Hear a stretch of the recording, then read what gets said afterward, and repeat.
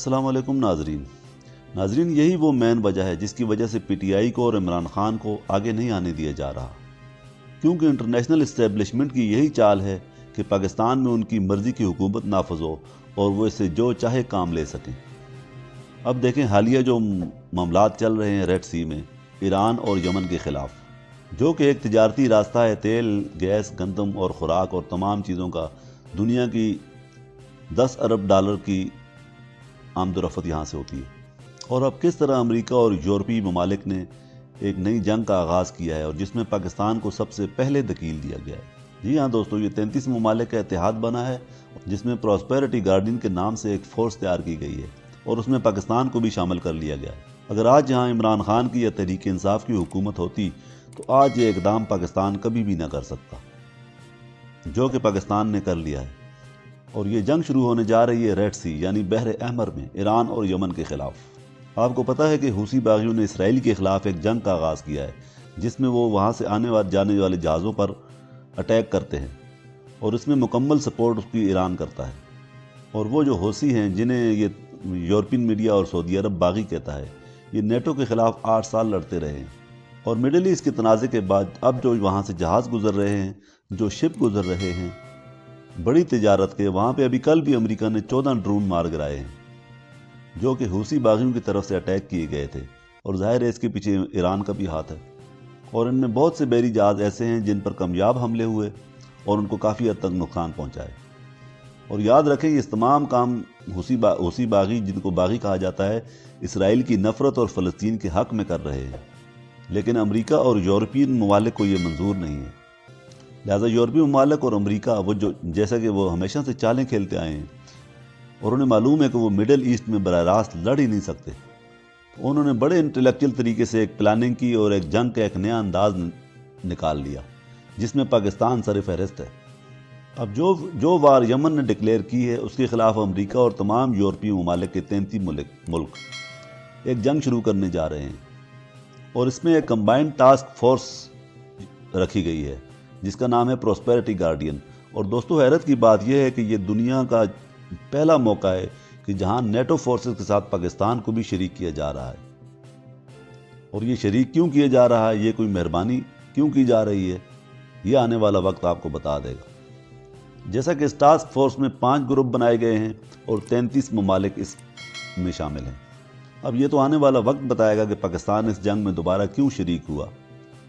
جس میں Denmark, Canada, Australia جیسا ملک نہیں کودنا چاہ رہا، لیکن ڈنمارک، کینیڈا، برطانیہ، فرانس،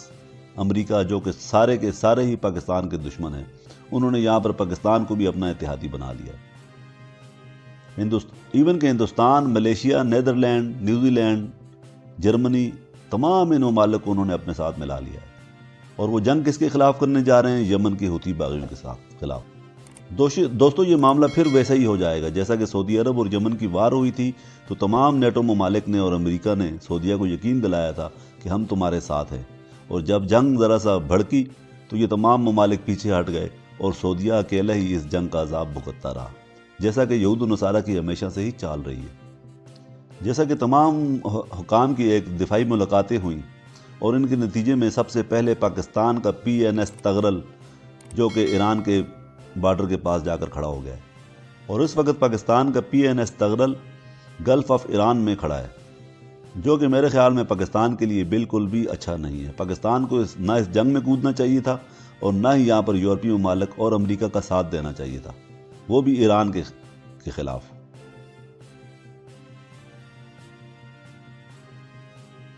اور اب ان سارے ممالک نے پاکستان کو، ترکی کو اور ملیشیا کو یقین دلایا ہے کہ آپ لوگ اسٹارٹ کریں، جو ہی یمن پلٹ وار کرے گا تو ہم تمام ممالک سامنے آ کر ان حملوں کو روکیں گے۔ لیکن ظاہر ہے ایسا تو ہونے والا نہیں ہے۔ امریکہ اور یہودی لابی کا مقصد ہی یہ ہے کہ مڈل ایسٹ میں مسلمانوں کے ممالک میں آپس میں جنگ چھڑ جائے، اور خاص طور پر پاکستان، جو کہ ہمیشہ سے ہی ان کے اول نشانے پر رہا ہے۔ اور امریکہ، اسرائیل، جنہوں نے عمران خان کے برطرف ہونے پر جشن منایا تھا، انہیں یہ معلوم تھا کہ جب تک عمران خان کی حکومت رہے گی وہ اس طرح کے کام پاکستان سے نہیں لے سکتے، جو کہ آج پھر وہ لینے جا رہے ہیں۔ دوستو میری اس بات کو آپ انٹرنیٹ پر کہیں سے بھی کنفرم کر سکتے ہیں۔ یہ بڑے آسان الفاظ میں جیسا کہ آپ کو بتاؤں کہ ایک طرح کی نیٹو فورسز بنائی گئی ہے اور اس نیٹو میں پاکستان کو بھی شامل کیا گیا ہے، جو کہ یمن کے خلاف،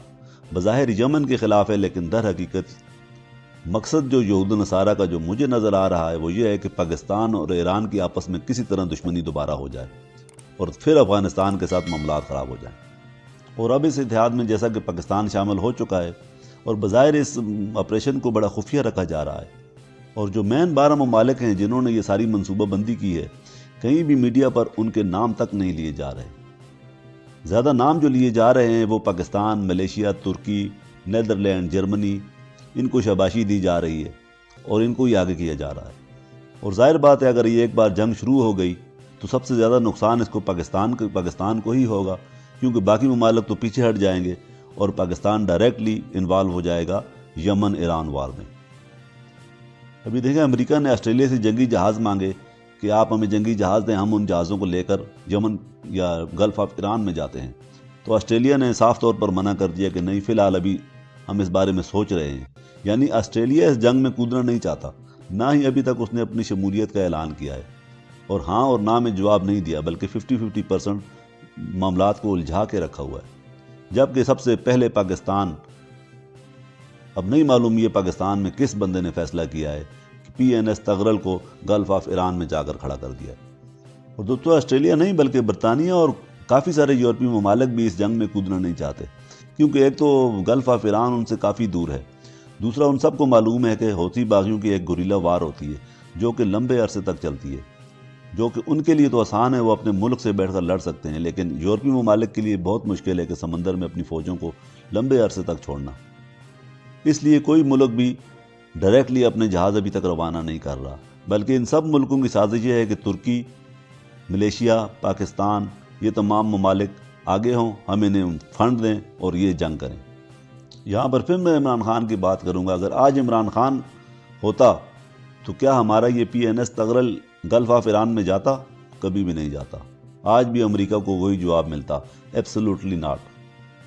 دوستو امریکہ کو نہ تو اسرائیل سے کوئی دلچسپی ہے، نہ یمن کے جہازوں سے، نہ وہ تجارت سے جن کو وہ تباہ کر رہا ہے، یمن کے حوثی باغی جن کو وہ تباہ کر رہے ہیں۔ امریکہ کا جو اصل مقصد ہے وہ یہی ہے کہ کسی طرح پاکستان کو دوبارہ ایک نئی سرے سے جنگ میں جھونک دیا جائے،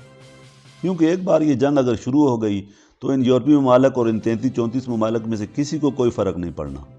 انہوں نے چند $1 ملین بانٹنے ہیں بڑی بڑی اشرافیہ میں اور فوج کو آگے دھکیل دینا ہے۔ ظاہر بات ہے مرنے والے، شہید ہونے والے دونوں طرف سے مسلمان ہی ہوں گے، اور یورپی اور امریکہ ممالک وہاں سے دور بیٹھ کر پھر وہی تماشا دیکھیں گے جو وہ ہمیشہ سے کرتے آ رہے ہیں۔